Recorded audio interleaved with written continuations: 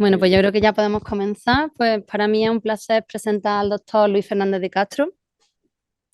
Y él es un biólogo molecular español que está establecido en el NIH, que son los Institutos de Salud Americanos. Su investigación pues, está centrada en la investigación translacional de la displasia fibrosa y también de otras enfermedades raras del hueso en el laboratorio del doctor Michael Collins. Y en concreto, pues su avance está centrado en la fisiopatología, en el diagnóstico y el tratamiento de la displasia fibrosa. Y eso lo ha hecho a través del desarrollo de un modelo de ratón y también del estudio de muestras humanas. Y entre otras muchas cosas, pues ha colaborado con 15 artículos científicos publicados en revistas de reconocido prestigio sobre displasia fibrosa. Y además, aparte de eso, yo le tengo que dar las gracias porque para nosotros, para el proyecto que un poco de investigación que hemos impulsado desde la asociación, que estamos intentando llevar aquí a cabo en España, pues Luis ha sido una pieza fundamental. Sin su colaboración, no hubiésemos podido hacer nada. Así que nada, Luis, te cedo la palabra. Muy bien, muchas gracias, Magdalena. Bueno, no es para tanto.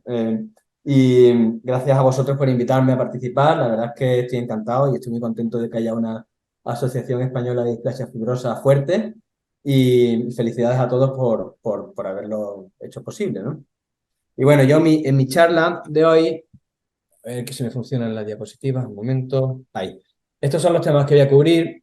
Yo soy, como bien ha dicho Magdalena, un investigador más bien básico, bueno, translacional, ¿no? Trabajo en un equipo en el cual son todos médicos y enfermeros, menos yo soy el único biólogo de ahí, con lo cual en las reuniones muchas veces no me entero de nada. Eh, y, y entonces lo que voy a hablar hoy un poco es de temas más de investigación de la displasia fibrosa. He dejado un poco de tiempo, creo, espero, al final para preguntas, pero por favor no dudéis en interrumpirme si algo no queda claro, porque para mí lo importante es que las cosas se entiendan. Entonces, sí, yo no tengo ningún problema en parar y discutir alguna diapositiva. Voy a pasar muy por encima por muchos de los temas, ¿no? E intentar ir al grano. El sumario de lo que voy a hablar hoy está aquí escrito. Es primero introducir un poco qué es la displasia fibrosa, el síndrome de McCune-Albright, cosa que ya, por supuesto, muchos sabéis, pero a lo mejor hay algún detalle más básico que no entendáis. Y luego ya meternos en profundidad para hablar de qué cambios celulares ocurren en las lesiones de displasia fibrosa bueno, pues para desarrollar estas lesiones, ¿no? Y voy a hacer un repaso en los modelos de ratón que se han ido desarrollando para displasia fibrosa y hablar más del nuestro. Y luego voy a dar dos pinceladas, bueno, una pincelada de algunos avances en el diagnóstico de displasia fibrosa que he llamado experimental porque está lejos todavía de la práctica clínica, pero es prometedor, que son diagnósticos genéticos. Eh, y por último, pues presentar nuestro estudio de fase clínica, nuestro clinical trial en fase 2 con denosumab para el tratamiento de displasia fibrosa en pacientes y en ratones, que hicimos en paralelo. Y eso, y por último, pues a ver si da tiempo y hacemos unas preguntas. Voy a intentar ir rapidito porque lo importante son las preguntas.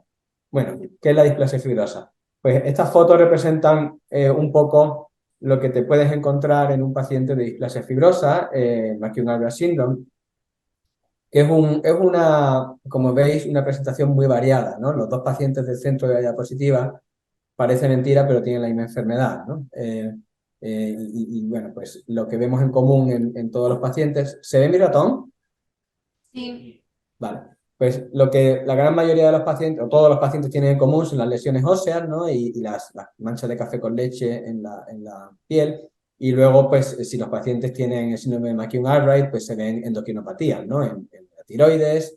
En este caso, este paciente tiene la glándula pineal afectada, con lo cual tiene exceso de hormona de crecimiento y desarrolla un fenotipo de gigantismo, mientras que esta otra paciente tuvo la mutación en las gónadas, con lo cual tuvo pubertad precoz y eso hace que los huesos dejen de crecer y entonces se quedó pequeñita, ¿no?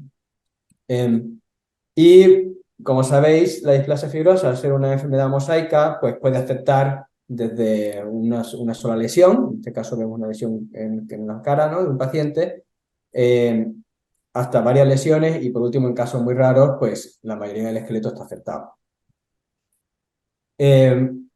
¿Cómo llega a formarse la displasia fibrosa? Bueno, pues es una mutación de novo, lo cual significa que no es heredada de tus padres, sino que ocurre por casualidad durante la embriogénesis. Y una célula muta y esa célula mutada da lugar a células hijas que portan la mutación y estas células hijas acaban, pues las descendientes de estas células acaban en distintas localizaciones del cuerpo que son las que desarrollan las lesiones, ¿no? Mientras más temprana sea la mutación en el desarrollo embrionario, pues mayor extensión, mayor gravedad de la enfermedad, ¿no? Si la lesión ocurriese, por ejemplo, en un estadio ya fetal, pues lo que haríamos sería encontrar en el paciente una lesión probablemente monostótica, porque esa célula ya, esa célula no se ha movido a otros puntos del cuerpo, ¿no? Bueno, entonces aquí vuelvo a mi primera diapositiva, pues hablando un poco de qué da lugar a estas lesiones, ¿no? Pues si se afectan las células del hueso, se forman las lesiones de displasia fibrosa. Si se afectan diversas glándulas endocrinas, pues tenemos estos fenotipos de exceso de hormona, ¿no? Y si se afectan los melanocitos, pues se desarrollan estas manchas hiperpigmentadas. Y estos diagramas de pastel lo que muestran es, en nuestra cohorte de pacientes, que son, pues creo que estamos ya por 300, 250 o así, qué porcentaje de los pacientes tienen las distintas lesiones. Pues todos ellos tienen displasia fibrosa, algunos de ellos a causa de displasia fibrosa tienen exceso de FGF23 y hipofosfatemia, tienen osteomalacia en el resto del esqueleto no afectado. Y bueno, pues los distintos findings, ¿no? de los pacientes. A nivel molecular, la displasia fibrosa lo que hace es que hace que esta proteína, que es la proteína G alfa estimulante, esté constitutivamente activa.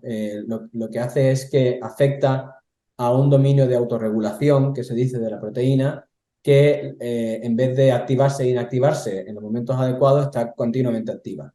El papel normal de esta proteína es actuar como mediador de la señal de un receptor hormonal en la célula que caiga, ¿no? Un receptor hormonal, cuando por ejemplo la hormona de crecimiento llega a su receptor, activa la proteína G que desarrolla una cascada intracelular de señalización. En el caso de Fragile dysplasia, pues siempre está encendida esta proteína, por lo tanto siempre está la cascada activada. Entonces, según en qué célula caiga la mutación o esté la mutación, pues tenemos los distintos síntomas de displasia fibrosa, ¿no? Si caen en determinados órganos endocrinos, pues hay una producción excesiva de hormonas. Si caen melanocitos, pues se salen las manchas de la piel. Y si cae en hueso, pues da lugar a las lesiones de displasia fibrosa. Bueno, pues ya hemos cubierto eso. Dentro de la displasia fibrosa, ¿qué es lo que ocurre? Bueno, voy a introducir muy brevemente la composición celular del hueso y la médula ósea para que se pueda entender, ¿no? El hueso, que lo veis aquí dibujado y cortado por la mitad, está formado de dos componentes, que es el componente mineral, lo que está duro, y la médula, ¿no? El tuétano. Entonces, la médula ósea está formada por dos grandes tipos celulares, grandes familias de células, que no, digamos, están relacionadas entre sí, en el sentido de que unas células no producen otras, sino que son independientes, son dos familias independientes, que son las células madre hematopoyéticas, o sea, el tejido hematopoyético en general, empezando por la célula madre, que lo que hace es hacer sangre. Produce los eritrocitos, los glóbulos rojos, los megacaricitos que hacen las plaquetas del suero, y todo lo demás que hay aquí son las células del sistema inmune, los linfocitos, los linfocitos, o sea, los linfocitos y los leucocitos, etc. Y por último, este se lo he añadido yo, se ve que está peor dibujado, porque los osteoclastos, que son una célula muy importante para entender el metabolismo del hueso, vienen de esta familia de células hematopoyéticas, ¿no? Vienen de los monocitos. Y por otro lado, independientemente de esta familia, tenemos a las células que hacen el hueso. Las células son conocidas como células madre mesenquimales, que es una palabra que no nos gusta mucho a los biólogos moleculares por razones que no vienen al caso. Yo le llamo células madre esqueléticas. Y bueno, pues estas células son las que producen todos los tejidos que encontramos en el hueso que no están relacionados con hacer sangre. por ejemplo, los condrocitos que hay en los cartílagos, aquí en la zona articular y también en las placas de crecimiento, mientras el hueso está en crecimiento.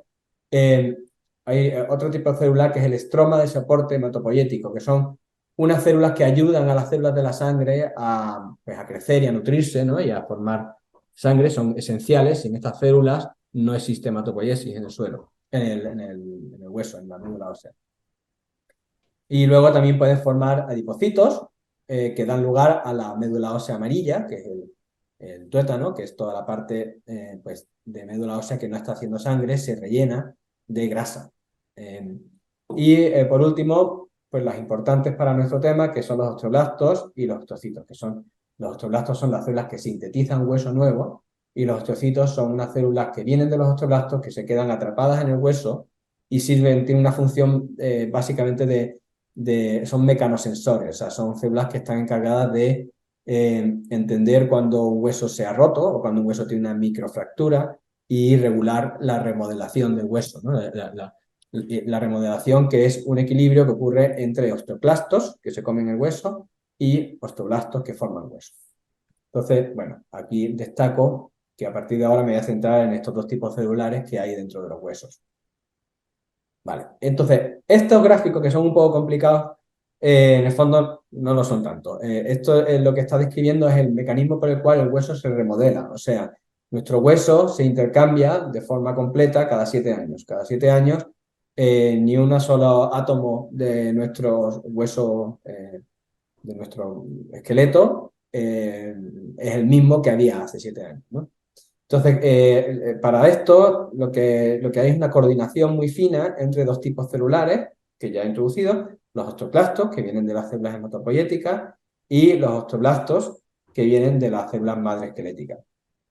Entonces, lo que ocurre es que los osteocitos, bueno, hay varias formas para iniciar una unidad de remodelado óseo, que es lo que se ve aquí, pero bueno, muy comúnmente son los osteocitos. Los osteocitos notan que el hueso en el que están está viejo, tiene microfracturas, y entonces lo que hacen es llamar a los osteoclastos que se ponen a comerse el hueso y a medida de que ellos se comen el hueso, los osteoblastos vienen detrás y empiezan a formar hueso nuevo. Eso se ve aquí mejor, ¿no? La activación, en la cual estas son células precursoras de osteoclastos, se forman los osteoclastos, detrás vienen los osteoblastos que forman hueso nuevo. Primero sintetizan una matriz proteica del hueso, o sea, el hueso duro, el hueso mineralizado es 50% en peso colágeno, 50% matriz mineral, hidroxiapatita.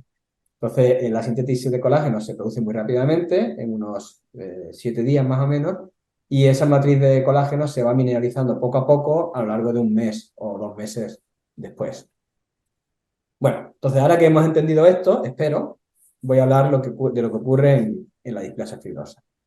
Pues en el proceso de diferenciación celular de las células que hacen hueso, este esquema lo que representa un poco es pues, cuál es el camino de diferenciación de las células que forman el hueso. La célula madre esquelética, que es la única que tiene la capacidad de autorreplicarse, produce osteoprogenitores, que son células que son también células madre, pero no tienen tanta potencialidad como la célula madre propiamente dicha, le llamamos osteoprogenitores, y ellos hacen osteoblastos y osteocitos. Entonces, los osteoprogenitores, los osteoblastos y los osteocitos secretan una proteína, dos proteínas de hecho, al ambiente intercelular que se llama RAN ligando, y la otra proteína es OPG. RAN ligando lo que hace es impulsar la formación de osteoclastos. Y OPG en el fondo lo que hace es capturar las moléculas de RAN ligando e impedir que actúen sobre los osteoclastos. Con lo cual hay un fino balance en la formación de estas dos proteínas para mantener pues, la cantidad de osteoclastos y la cantidad de osteoblastos resorbiendo y formando huesos balanceada en el esqueleto para que no tengamos una ganancia o pérdida total de huesos, ¿no? ¿Qué iba a decir aquí? Bueno, y no mencioné antes que los osteoclastos son unas células muy curiosas que se forman a través de la fusión de varias células, varios monocitos con un solo núcleo, se fusionan, forman una cosa que se llama sincitio, que son grandes células con muchos núcleos dentro, y esas células adoptan esta forma para resolver hueso. Entonces, ¿qué ocurre en displasia fibrosa? Pues Lo que ocurre en displasia fibrosa es que partimos de una célula madre que tiene una mutación activadora en el gen GNAS, ¿no? En la proteína G-alfa-S. Entonces, esta mutación activadora lo que hace es que las células intermediarias, los osteoprogenitores, proliferen de una forma descontrolada. Y además se diferencien a unos osteoblastos y osteocitos que están alterados. Bueno, en muchas publicaciones se dice que esta diferenciación está impedida, y eso es un paradigma que estamos intentando cambiar, porque realmente no es que no se... Es verdad que hay una menor diferenciación a osteoblastos y osteocitos, pero no es verdad que esté impedida, porque en el hueso que se genera en la displasia fibrosa hay osteoblastos y osteocitos, pero están alterados, no funcionan bien y no están tan diferenciados como deberían, ¿no? Y uno de los efectos que produce esta mutación es que secretan demasiado gran ligando. Y además, en algunos casos secretan demasiado FGF23, que es una proteína, es una hormona que se forma en el hueso que regula el metabolismo del fosfato a nivel sistémico, los riñones, en el intestino, etc. Entonces, el exceso de FGF23 da lugar a la presentación de hipofosfatemia en los pacientes pues puede dar lugar o sea, que puede generar osteomalacia o huesos no suficientemente mineralizados en partes donde no hay displasia fibrosa y rickets, que en español, no sé cómo se dice en español, pero básicamente se refiere a cuando los huesos se comban en los niños que están creciendo, porque están poco mineralizados, entonces no están suficientemente duros y se van combando durante el crecimiento. Pero bueno, lo que nos atañe hoy en esta presentación es más bien el balance entre osteoblastos y osteoclastos, ¿no? Entonces los osteoblastos y osteocitos generan demasiado gran ligando que hace que se multiplique la formación de osteoclastos y se pierda este balance que tiene que haber entre formación y resorción ósea. Y una cosa que hemos descubierto muy recientemente, que me ha hecho modificar este gráfico para esta charla, es que los osteoclastos también contribuyen a aumentar la proliferación de los osteoprogenitores alterados por la displasia fibrosa, de forma que aumenta aún más la proliferación. Y esto es un loop, ¿no? Un feedback loop, es un ciclo vicioso que ocurre en la displasia fibrosa. Bueno, entonces estos son dos muestras histológicas comparando el hueso normal. Es una preparación que se llama tinción de Moncosa. En esta preparación lo que ocurre es que el hueso calcificado se tiñe de negro con nitrato de plata, se pone completamente negro, y bueno, pues las células tienen otra tinción, ¿no? De azul tolidina. Y entonces esto lo que demuestra, pues en el hueso normal es como el hueso está muy mineralizado, tiene una estructura lamelar, que es en láminas, que es un hueso altamente organizado, y luego en las zonas donde hay formación ósea, como podemos ver aquí, estos son osteoblastos, hay una pequeña capa, no sé si se puede apreciar, de hueso no mineralizado. Esto es osteoide. Esto es lo que mostraba antes, como las células depositan primero el colágeno y ese colágeno se mineraliza después. Entonces, lo normal es encontrar estas bandas muy finas de osteoides en un hueso normal. Ahora tenemos adipocitos, como decía antes, y formación de hematopoiesis. Todas estas células pequeñas es sangre siendo fabricada.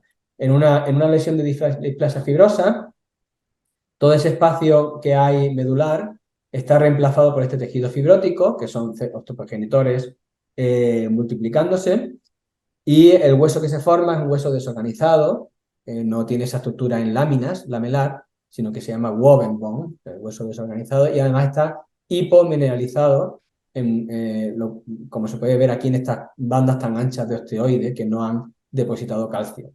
Y además, otra cosa que no se muestra en esta histología, pero que también ocurre, es que se remodela mucho. Hay muchos osteoclastos que están comiéndose este hueso, comiéndose también hueso sano que rodea la lesión y ir siendo reemplazado por tejido fibroso. Vale, pues después de haber visto los cambios celulares de la displasia fibrosa, voy a dar un barrido sobre los modelos de ratón de displasia fibrosa para que veáis bueno, pues el esfuerzo que ha habido durante los últimos 10 años, perdón, eh, para desarrollar modelos de ratón que imiten de una forma fidedigna pues lo que ocurre en displasia fibrosa. Entonces, aquí hay casi tantos artículos fallidos como artículos que tuvieron éxito. De hecho, aquí he omitido algunos artículos que son menos relevantes, que también intentaron desarrollar un modelo de displasia fibrosa. Pero bueno, el primero que voy a mencionar es este, es de Edward Shaw, es un investigador con el cual colaboramos, que desarrolló un ratón que, como veis, pues tenía un fenotipo que es demasiado exagerado, ¿no? Para ser un buen fenotipo de displasia fibrosa. Formaba unas lesiones hiperostóticas de huesos hiperosificados, o sea, demasiado duros, que realmente no replican lo que encontramos en la displasia fibrosa. O sea, que este no funcionó. Este es otro artículo de un grupo italiano liderado por Mara Riminucci, que es un grupo muy potente que estudia displasia fibrosa en Europa, junto con los holandeses son los más potentes. Eh, Ellos desarrollan, pero además este grupo es como más básico que los holandeses. Los holandeses son como muy clínicos, estos tienen modelos de ratón y ese tipo de cosas. Entonces aquí pues también es un modelo que no funcionó, porque como veis los huesos, esto es un hueso normal, los huesos que se forman tienen unas lesiones demasiado expansivas y demasiado mineralizadas, o sea que fue un modelo fallido. Y por fin, en un segundo intento, pues consiguieron desarrollar un modelo válido de displasia fibrosa.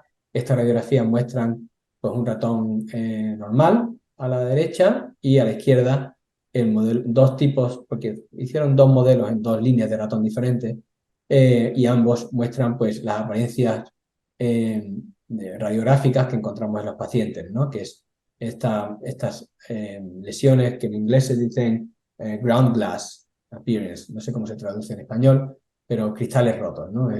Y también se ven las vértebras. Este modelo es un modelo que expresa el gen en todo el cuerpo del ratón, con lo cual no hay ningún hueso que se libre de desarrollar displasia fibrosa. Y eso, bueno, pues falla en el sentido de que no imita el carácter mosaico de esta enfermedad, ¿no? Es un modelo en el cual el ratón es panostótico, todo el esqueleto está afectado. Pero bueno, funcionó.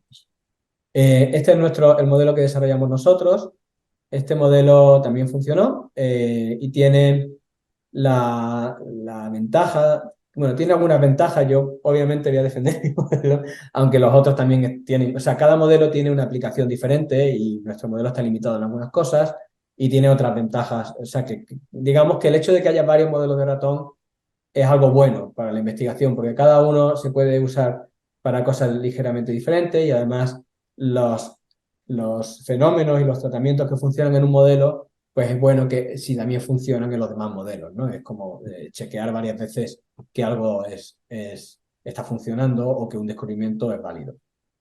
Nuestro modelo, bueno, lo explicaré más adelante, porque es que tengo una diapositiva para él. Y por último, bueno, este es otro intento fallido, en el cual directamente los ratones pues, eran un poquito más pequeños, pero no desarrollaban lesiones de displasia fibrosa. Y este es un modelo válido, desarrollado en Stanford por Jinsy Yang, en el cual, bueno, pues vemos que los ratones tienen los brazos, o sea, y las patas en general, pues muy afectadas. Es un modelo de displasia fibrosa más bien severa. El nuestro es como más suave, menos agresivo. Bueno, y este es nuestro modelo de ratón. Esta diapositiva es súper complicada, no pretendo que la entienda nadie, pero quería mostrar un poco pues, cómo hemos desarrollado este modelo.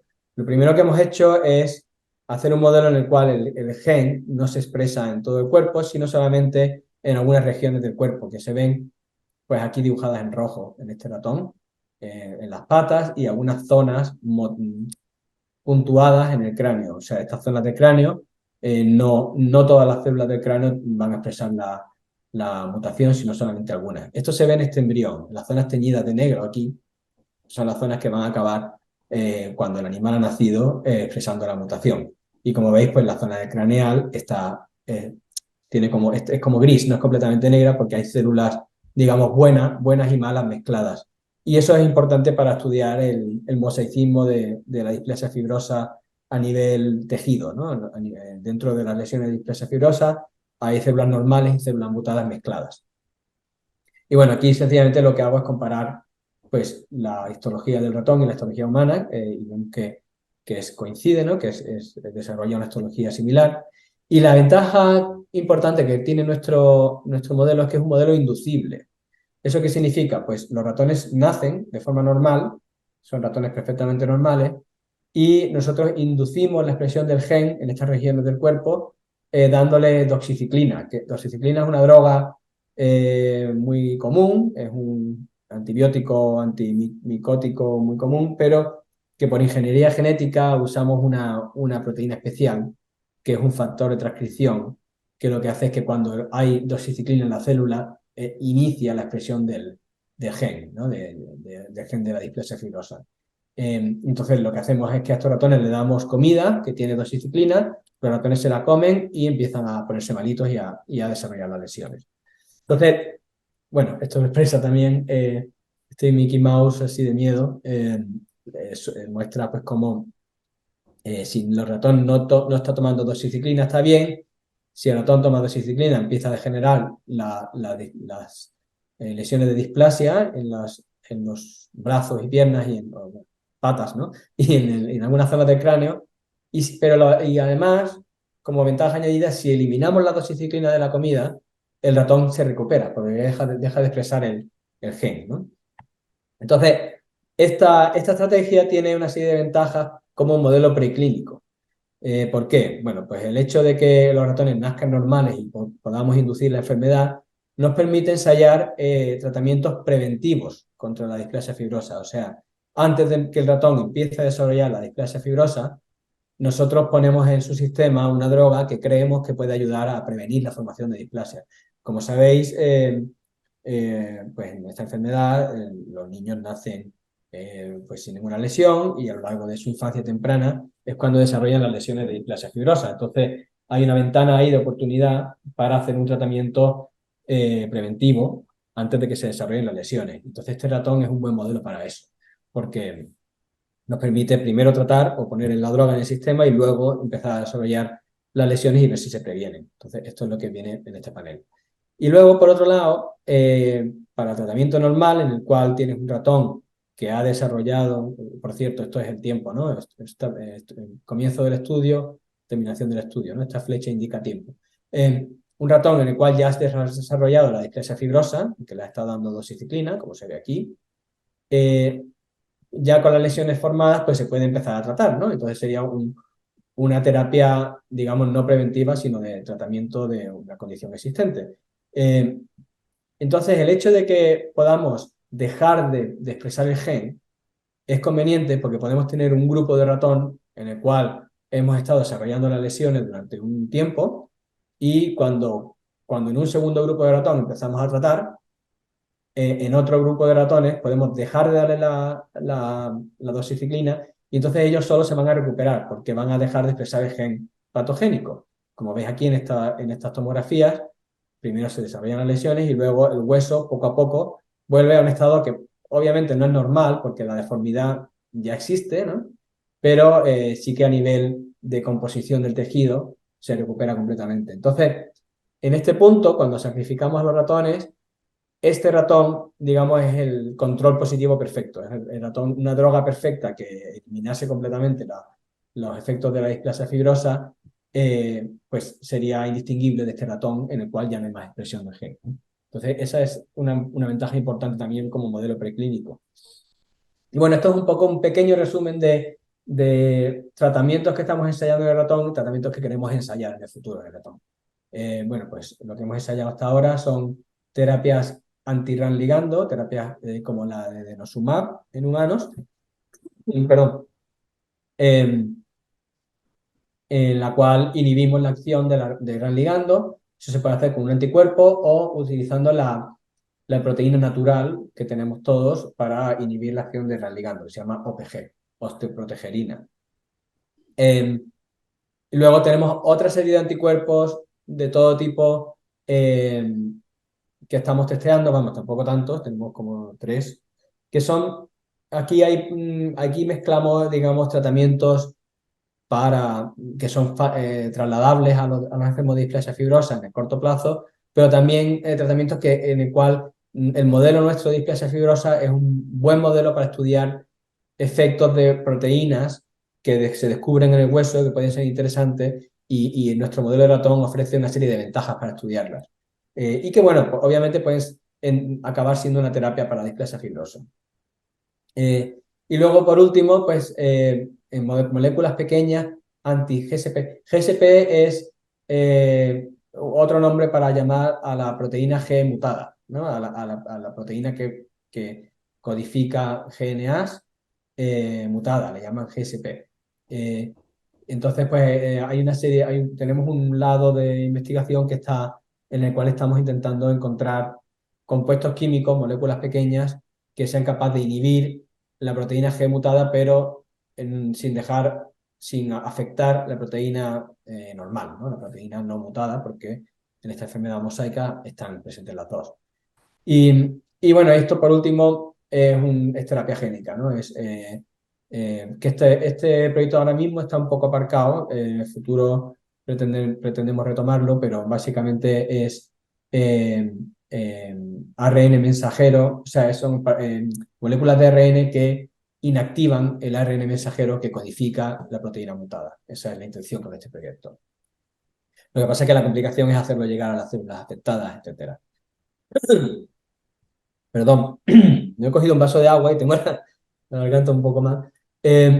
Bueno, y por último, bueno, no, todavía nos queda un poco más, pero voy a hablar de algunos avances muy recientes en el diagnóstico experimental de displasia fibrosa. Bueno, lo primero es la técnica de detección de ADN circulante. Este es un paper que publicamos a principios de año, en el cual utilizamos una técnica que está muy extendida para el diagnóstico prenatal y también en pacientes con cáncer. Eh, eh, bueno, esta técnica se inventó primero para detectar mutaciones en el feto en el diagnóstico prenatal. En Estados Unidos, por ejemplo, todas las personas que tienen un hijo por encima de los 35 años, se recomienda que se hagan un kit que utiliza sangre de la madre, en la cual pues, detectan mutaciones que pueden existir en el feto a través de trocitos de ADN que sueltan las células fetales al torrente sanguíneo de la madre. Es capaz de pasar la barrera placental y ir al torrente sanguíneo de la madre y podemos detectar esas posibles mutaciones del feto. En el cáncer ocurre un poco lo mismo. Las células mutadas, al morirse, sueltan trozos de ADN en circulación que luego podemos pescar con unas técnicas especiales y secuenciar para ver qué mutaciones puede tener ese tumor. Entonces nosotros utilizando estas técnicas y otras técnicas que desarrollamos para detectar el tumor, la mutación en sí, pues somos capaces de diagnosticar casi un 70% de los pacientes bueno, pues de los cuales teníamos sangre y ensayamos esta técnica. O sea que es bastante prometedora. Básicamente lo que hace es dar un diagnóstico genético sin necesidad de hacer una biopsia en la lesión. Y luego pues es posible que en un futuro también nos permita diagnosticar pues, niños pequeños que todavía no han desarrollado las lesiones, de los cuales se sospecha que puede haber displasia fibrosa, pero no está claro, ¿no? Entonces, esto la verdad es que fue un paper muy bonito, nos salió muy bien.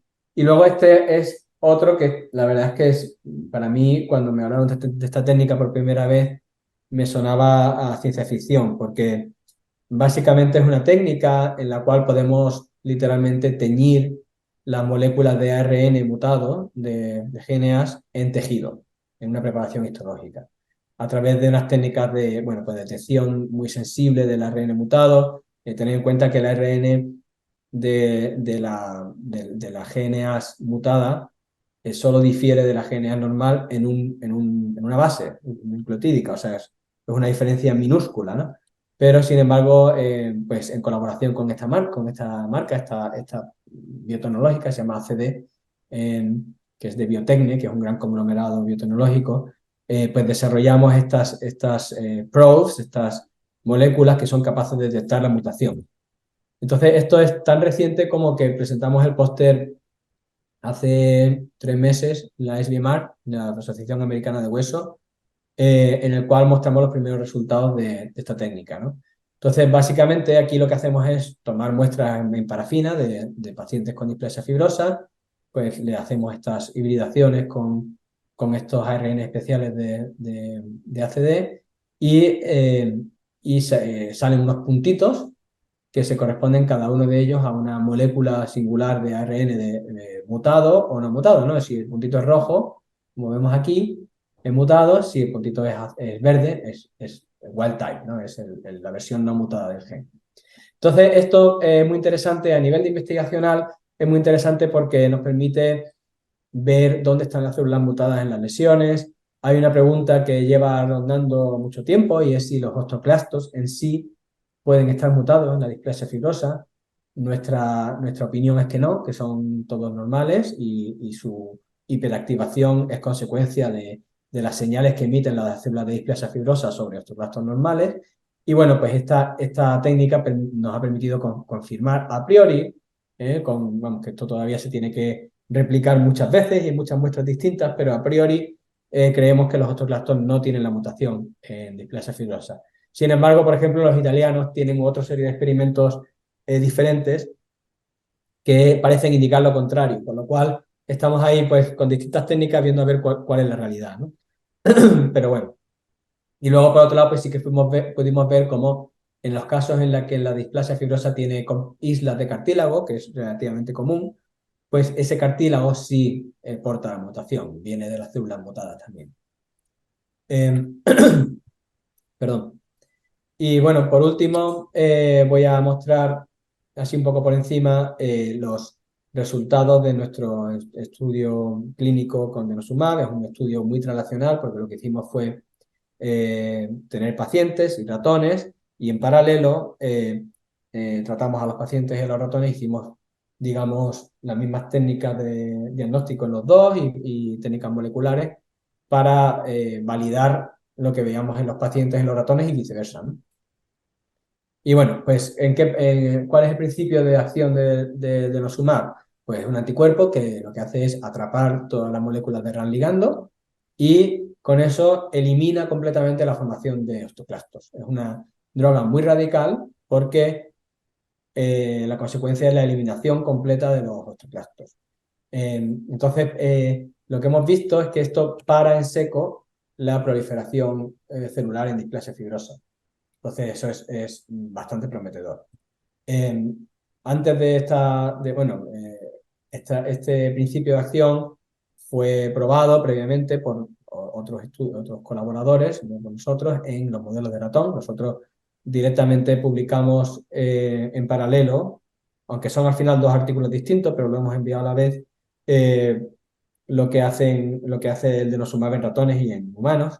Pero bueno, previamente hay estos estudios que muestran pues efectivamente cómo eliminando RAN ligando, aquí se ve muy bien, las lesiones se recuperan pues bastante, ¿no? Y osifican más y tal. El tratamiento que hemos hecho nosotros, el estudio en fase clínica, no es el primero que se hace. Hay otros casos clínicos que se han tratado excepcionalmente con displasia fibrosa por distintas razones y también hay papers que hablan de estos casos clínicos. Son casos individuales, pero nuestro estudio es el primero que hace esto en una serie de pacientes. Y bueno, estos son los dos papers que salieron del estudio. Uno está en New England, el otro lo hemos enviado esta semana, las revisiones a Bone Research, que es otra revista es una revista de hueso. Y estos son un poco los resultados que tuvimos. Bueno, la verdad es que lo primero es, en el panel A, lo que vemos son marcadores de remodelado óseo. Estos son marcadores que se pueden medir en el suero, que nos indican cómo de acelerada está la remodelación del esqueleto en ese paciente, ¿no? La línea de puntos refleja lo que se esperaría en un individuo normal. Lo que estamos comparando aquí es baseline, o sea, antes de empezar a tratar al paciente y 6 meses después de haberlo tratado. Entonces vemos como todos los marcadores, el procolágeno este es un marcador de formación ósea y el telopeptide este es un marcador de resorción ósea. Entonces, en los dos casos hay una disminución muy, muy abrupta de los marcadores remodelados, o sea, esas lesiones no están tan activas, ¿no? Aquí se ve también muy bien, esto es imagen médica, es esto PET, perdón, en el cual usamos un radio tracer, una molécula marcada con un elemento radioactivo, que indica la actividad de las lesiones de displasia fibrosa. Entonces vemos como son pues, muestras que estaban muy calientes, ¿no? En PET antes de tratamiento. En este caso es este paciente con una lesión en la maxila. Pues se enfría completamente esa lesión después de haber dado denosumab y llega a un nivel que es indistinguible del hueso normal, ¿no? Y aquí se ve, bueno, pues otros pacientes también con resultados igualmente espectaculares. Y luego ya, pues mirando un poquito más a nivel, pues en la histología y molecular, vemos que las lesiones están mucho más osificadas. Estas bandas más continuas rosas, por ejemplo, es hueso. Entonces, después del tratamiento, pues hay más hueso en las lesiones. Las lesiones son menos celulares, o sea, los puntitos aquí son núcleos celulares, ¿no? Y se ve cómo disminuye. Aquí no se ve tan bien, en otras preparaciones se ve mejor, pero disminuye el número de puntitos, lo cual significa que hay una menor cantidad de células. Aquí se ve muy bien, por ejemplo, aquí hay mucho más puntos que aquí, mucho menos núcleos. Este es un marcador, las células que están aquí marrón, es un marcador de proliferación, o sea, son células que están activamente dividiéndose en el momento en que se toma esta biopsia. Y después del tratamiento, pues, disminuye muy drásticamente la división celular en las lesiones de displasia fibrosa, o sea, se separa en seco la proliferación. Y por último, esto es un marcador de maduración del hueso. Es una proteína que secretan los osteocitos que viven dentro del hueso, son estas células que hay aquí, y que indican, digamos, este marcador indica que ese hueso está maduro y es un hueso en el cual el osteocito se ha diferenciado completamente y es un hueso más osificado, ¿no? Y entonces vemos cómo ese marcador aumenta mucho después del tratamiento con denosumab. Entonces, bueno, hasta aquí las buenas noticias. Ah, bueno, no, todavía me queda una buena noticia más, que es usando la técnica esta de detección del mensajero del gen mutado o no, lo que fuimos capaces de demostrar, que fue bastante sorprendente, es que la cantidad de células expresando GNAs en el tejido disminuye mucho después del tratamiento. Bueno, mucho no, perdón, me he pasado, pero vamos, disminuye de forma significativa. Depende del paciente, ¿no? Este paciente, por ejemplo, va casi hasta la mitad de expresión. Entonces, bueno, esto la verdad es que es muy sorprendente, es un resultado que no esperábamos porque no estamos tratando a la célula mutada, es un efecto indirecto, y no sabemos muy bien si lo que está ocurriendo es que las células que tienen la mutación se dividen menos y por lo tanto la proporción de células con mutación disminuye en relación con la proporción de células sin mutación, o bien si lo que ocurre es que las células que tienen la mutación dejan de expresarla, porque aquí lo que estamos teniendo no es el gen en el ADN, estamos teniendo el mensajero, ¿no? Entonces estamos teniendo gen que está siendo transcrito y expresado por la célula. Esos dos fenómenos pueden explicar esto y necesitamos investigar un poco más qué es lo que ha ocurrido. Bueno, y ahora sí, ahora la parte mala, ¿no? del estudio, y es que el problema que hay con denosumab, el denosumab es una droga que se desarrolló para el tratamiento de osteoporosis y también se ve en los pacientes de osteoporosis, pero de una forma aún más exagerada en los pacientes con displasia fibrosa, porque tienen un remodelado óseo muy acelerado, es que una vez interrumpimos el tratamiento, hay un efecto rebote. O sea, estos que son los marcadores de remodelado óseo que mencioné, como veis, en el caso de la resorción ósea, sí, en el caso de la resorción ósea, se dispara. O sea, cuando digo se dispara es que si estaba en 100 en un paciente sin tratar, después de interrumpir el tratamiento, puede llegar a subir a 800 en un paciente y en otros, pues 100, pero bueno, 200 en este otro paciente. O sea, hay una subida muy radical del remodelado. Y se ve también en la formación, o sea, primero en la resorción, porque es inmediato. Y la forma de entender esto es que con RAN ligando, voy a ir para atrás. Con RAN ligando, lo que estamos haciendo es poner, digamos, un freno a estos pasos en la diferenciación, pero estas células, que son los precursores, no están afectadas, con lo cual creemos que lo que ocurre es que se van acumulando estas células a medida de que el paciente está tratado con denosumab, y cuando eliminamos denosumab es como abrir las compuertas de una presa, todas estas células se diferencian a osteoclastos activos, ¿no? Entonces, eh, ¿qué ocurre? Pues que hay un efecto rebote, las lesiones vuelven, digamos, más fuertes de lo que estaban antes, Y además esto implica que suben mucho los niveles de calcio en el suero de los pacientes y eso puede ser peligroso porque la hipercalcemia es una condición que cuando es aguda puede ser, puede tener complicaciones que puede ser bastante peligrosas a nivel agudo. Entonces, pues ahora mismo lo que estamos haciendo es buscar tratamientos y formas de atemperar un poco esta subida posterior a la interrupción de la droga. Pues dando terapias con bifosfonatos, dando dosis de recuerdo, que es lo que se hizo en estos pacientes, volver a tratar con denosumab, por eso vuelve a bajar aquí, porque estos pacientes se volvieron a inyectar con denosumab, algunos, otros no, depende de cuál, cada uno reaccionó diferente, cosa que bueno, nuestra colaboración con Magdalena y con Víctor y con todos los matemáticos, pues es interesante a este respecto, ¿no? Porque como veis en estas gráficas, cada paciente reacciona diferente a la interrupción del tratamiento, ¿no? Entonces, pues si podemos predecir cómo cada paciente va a reaccionar, podemos desarrollar terapias individualizadas para ellos.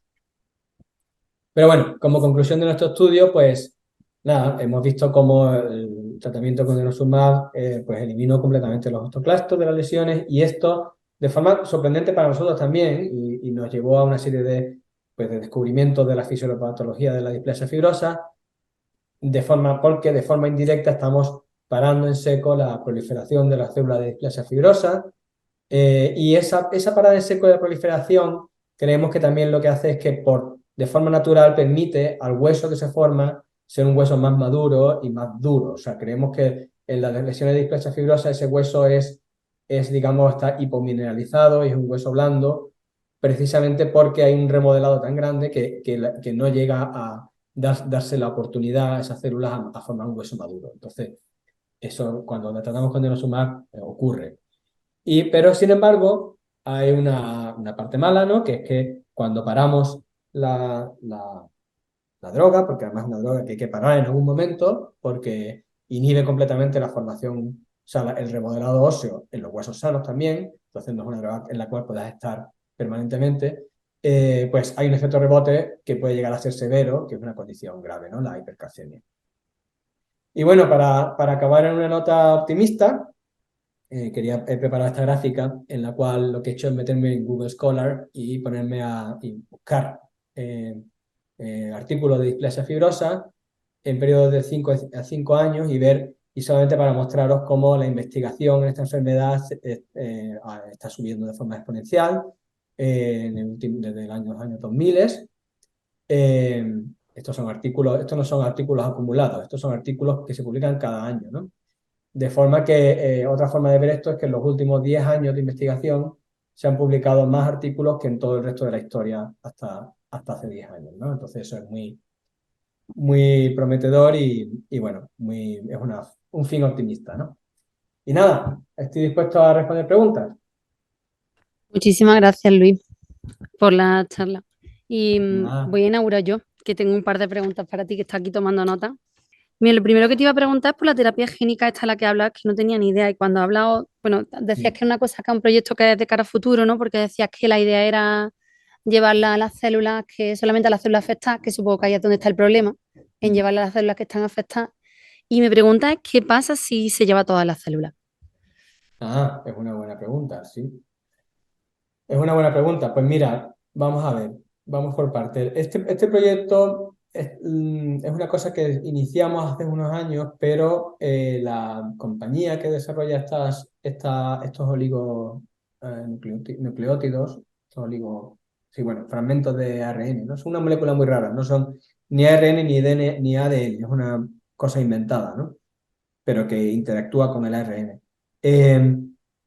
Pues entonces ellos como que dejaron bueno, pues como que se enfocaron en otras cosas y pararon un poco esa colaboración. Y el principal escollo es precisamente no solo llegar a la célula de la displasia fibrosa, sino llegar a las células esqueléticas, porque el esqueleto es un órgano que está es que es complicado de llegar a él.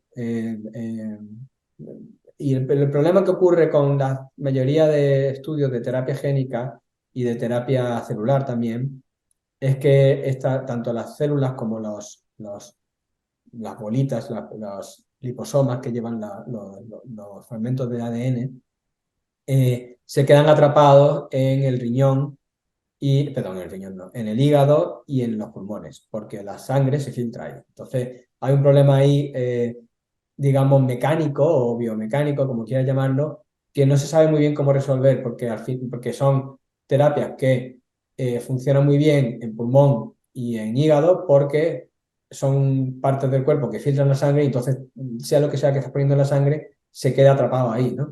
Pero cuando quiere llegar a otros órganos es cuando se complica la cosa.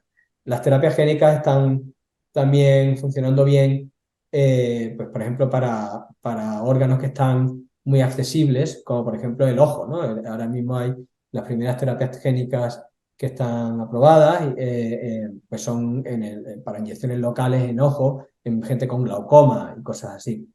Entonces, bueno, pues lo que hay que conseguir es, de alguna forma, que esta droga llegue al hueso. Ahora, lo que dices tú tiene sentido, o sea, ¿qué más te da si estás llegando a una célula sana, si digamos el ARN o el ADN, el ácido, el núcleo, la cadena nucleotídica que estás metiendo actúa solo sobre el gen mutado? Y es cierto, el problema es que también es que no puedes inundar el cuerpo con una droga a los niveles tan altos como para que toda y cada una de las células esqueléticas reciban el gen, porque eso puede dar lugar a respuestas inmunes, etcétera, ¿no? Entonces, bueno, pues, en fin, es un tema, tampoco es un tema en el cual yo controle demasiado, pero bueno, esos son, digamos, sí, los dos escollos fundamentales que hay para la terapia génica en displasia fibrosa. Las terapias Mm, génicas funcionan mejor o digamos son más prometedoras en enfermedades que no son mosaicas, porque tienes el gen afectado está en todo el cuerpo y entonces pues sí que buscas tener, digamos, una acción en todo el cuerpo. Pero bueno, Poco a poco, ¿no? eso poco a poco. Y la segunda pregunta que tenía yo era sobre la técnica esta, el circulating cell-free, las técnicas esta de ADN. Sí, Sí, que me llama mucho la atención porque existen técnicas de ADN, lo que pasa es que, por lo menos cuando se lo iban a hacer a mi hija, lo que me dijeron fue que la sensibilidad que tienen, o sea, por lo menos las de aquí de España, no llegan a detectar em, enfermedades como puede ser esta, en la que hay un porcentaje tan bajísimo de células mutadas. Entonces asumo que estas técnicas nuevas de las que tú nos has hablado sí que lo detectan, ¿no? bueno, a ver, varias cosas al respecto. Tienen razón cuando te dicen eso. La sensibilidad de estas técnicas va aumentando a medida de que se van mejorando. Nosotros lo que hicimos, por ejemplo, fue combinar o sea, tenemos una sola técnica para capturar este ADN de la sangre, pero luego combinamos dos técnicas de detección diferentes para la mutación. Y bueno, pues una técnica nos dio un 63% de sensibilidad, la otra nos dio otro 63%, pero la combinación de las dos, como una detectó la mutación en algunos pacientes y otra en otros, la combinación de las dos nos da un 68. Y en general, las técnicas de genotipado que no implican tomar una biopsia, que no es la única, hay otras que miran también el gen en células circulantes, pues todas están en torno a bueno, en torno al 70%. Pero claro, ahora entra otro factor y es que nosotros esta técnica la hemos hecho en nuestra cohorte de pacientes. Eh, entonces, nuestra cohorte de pacientes está biased, como decimos en inglés, o sea, hay una selección hacia pacientes más graves, porque los pacientes que quieren participar en un estudio clínico de displasia fibrosa, por lo general están más afectados. Un paciente que tiene una pequeña lesión monostótica no participa, ¿no? Y es verdad, entonces, cuando miramos en detalle esos datos, pues básicamente, la detección del gen de la mutación es exitosa solo o en la mayoría de los pacientes que es exitosa son pacientes que tienen grandes porciones del esqueleto afectado. Creo que de todo el estudio solo pudimos detectar la mutación en 2 o 3 pacientes con una lesión monostótica, una lesión localizada. Vale. Y además, la posible utilidad de esto en niños que todavía no han desarrollado las lesiones pues se ve más afectado todavía precisamente por eso, porque no han desarrollado las lesiones, con lo cual no hay tanto aporte de ADN mutado al suero, ¿no? Entonces, pues bueno, yo creo que habrá una mejora en la sensibilidad de estas técnicas. Eh, habrá un límite en la sensibilidad. O sea, yo creo que todavía puede mejorar, pero en ningún caso va a ser mágico, porque, pues como bien dices, si tienes, digamos, un 0,0001% de la célula de tu cuerpo soltando cuando se mueren un poquito de ADN al suero, pues ser capaz de pescar ese ADN en cantidades suficientes como para detectar la mutación es difícil, ¿no? Nosotros ahora mismo, para este estudio, utilizamos, digamos, purificamos el ADN a partir de 2 mililitros de suero. 2 mililitros de suero vienen de aproximadamente 6 mililitros de sangre completa. Se podría imaginar que si aumenta la cantidad de sangre con la que comienzas a intentar pescar este ADN, puedes aumentar la capacidad de éxito de la mutación, de la técnica, ¿no? Pero bueno, esto es una cosa que está siendo muy activamente desarrollada, sobre todo en el campo del cáncer, con lo cual tampoco es que nosotros tengamos un papel muy importante en el desarrollo de estas técnicas porque hay una comunidad enorme, ¿no? Con muchísimo interés, que es los oncólogos, eh, que están empujando para que esta técnica mejore cada vez, ¿no? Y va mejorando poco a poco con los años. Así que lo que tenemos que hacer nosotros es pues esperar y ir probando a medida que las técnicas van mejorando. Pues gracias, Luis.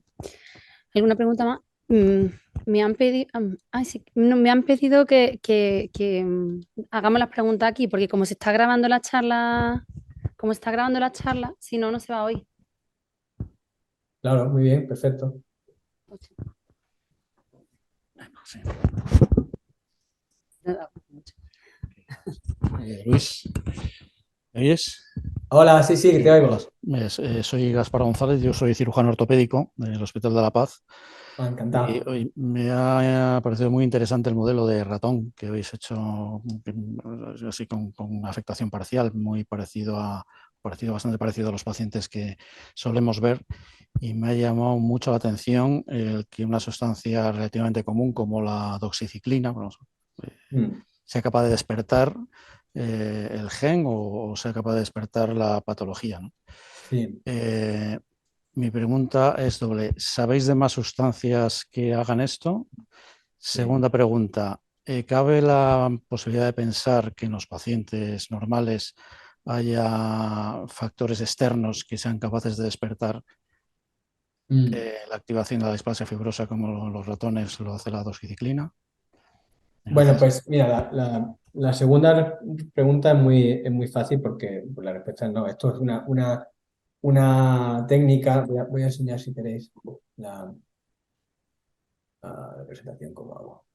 Bueno, este ratón es un ratón completamente artificial. Le hemos metido 3 genes en el DNA que nos permite de una forma completamente artificial expresar el gen en los tejidos que nos interesa, pero no tiene, digamos, nada que ver con la forma natural en la cual se genera displasia fibrosa. O sea, es un ratón, digamos, que es muy práctico para los temas que he comentado, ¿no? Porque a nivel, digamos, al final produce lesiones de displasia fibrosa que a nivel patológico se parecen a las humanas, pero a nivel, digamos, o sea, no es un buen modelo de la historia natural de la displasia fibrosa o la forma natural de formarse las lesiones, porque la forma en la que estamos expresando este gen es completamente artificial. Entonces, lo que hacemos es aprovecharnos bueno, en general, en la ingeniería genética de modelos transgénicos, eh, hay una serie de enzimas y de factores de transcripción disponibles pues que se han aislado de organismos, en general de levaduras o de bacterias, eh, que nos permite jugar con los genes. Entonces, uno de ellos es el RTTA, que es la retrotranscriptasa activadora sensible a tetraciclina. La verdad, de hecho, es que este gen yo no sé de qué organismo viene, pero no está presente en humanos ni en mamíferos, ¿no? No sé si es levadura o es una bacteria, pero básicamente es un gen que es capaz de reconocer la presencia de doxiciclina, la proteína, ¿no? Y eso hace que tenga un cambio de conformación y se convierta en un factor de transcripción que encuentra en el ADN un promotor. Promotor son las regiones de ADN que regulan la expresión de un gen, un promotor artificial que hemos metido, se llama TRE, Tetracycline Responsive Element, que se asocia, o sea, la proteína esta, el factor de transcripción asociado a doxiciclina, es capaz de asociarse específicamente a este promotor e iniciar la expresión del gen. Entonces, esto, ya te digo, es algo completamente artificial que no se traslada de ninguna forma a la condición de displasia fibrosa. Y luego me preguntabas qué otras técnicas hay para conseguir, pues, expresar un gen donde queremos y como queremos. Y bueno, por regulación de tetraciclina o toxiciclina, ¿no? Que es de la familia de las tetraciclinas, hay dos tipos de genes, uno para activar la expresión de un gen y otro para inhibir la expresión de un gen. Entonces, con eso podemos jugar. En este modelo solo usamos el gen activador, y de forma que cuando eliminamos la doxiciclina del ratón, esto no ocurre y no hay expresión de gen, ¿no? Pero bueno, en otros modelos transgénicos, pues puedes usarlo en vez de para activar la expresión de un gen, para inhibirla, ¿no? Entonces, pues para, digamos, modelos que implican pérdida de función en vez de ganancia de función y cosas así.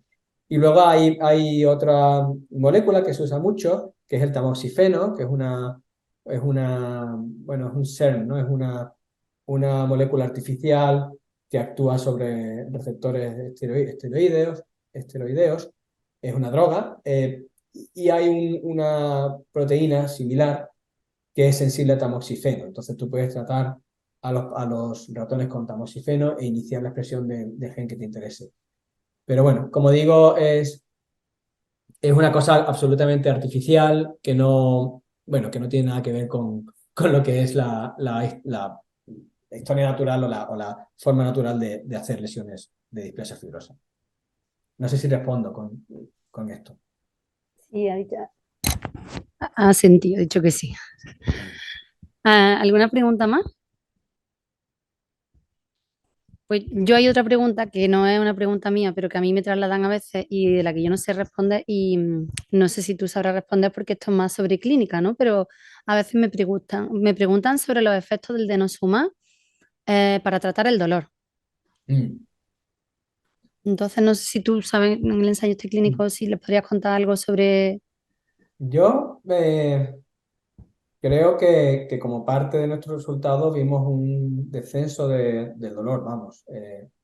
Y luego, sí, nosotros, por ejemplo, tenemos uno de los pacientes, de hecho, voy a volver a la presentación. Este paciente, que como veis tenía muy afectadas las costillas, la zona torácica, ella necesitaba respirador porque no tenía buena función pulmonar debido a las lesiones de displasia en las costillas, y lo que impidía expandir los pulmones era sobre todo dolor, ¿no? Entonces ella, a raíz del tratamiento con denosumab, pudo dejar de usar el respirador, ¿no? Que fue una ganancia en calidad de vida muy importante.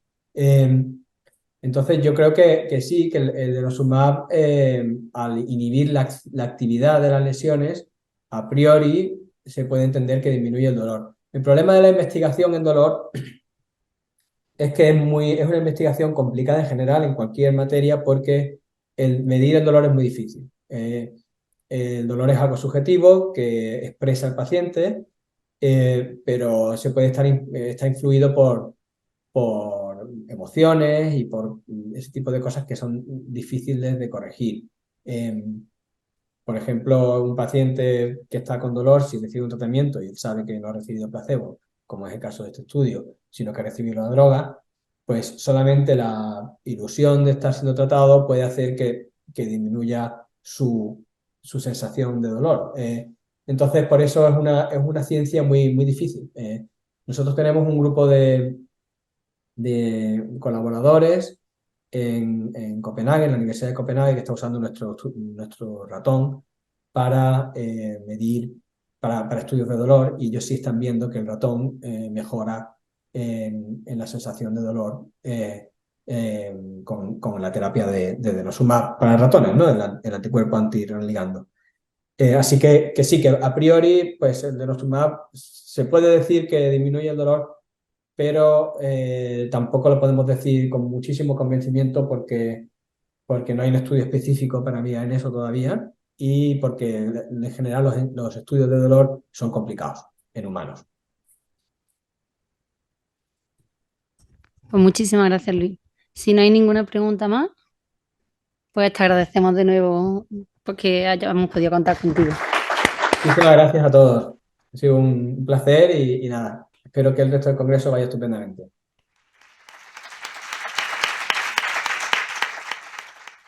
Adiós.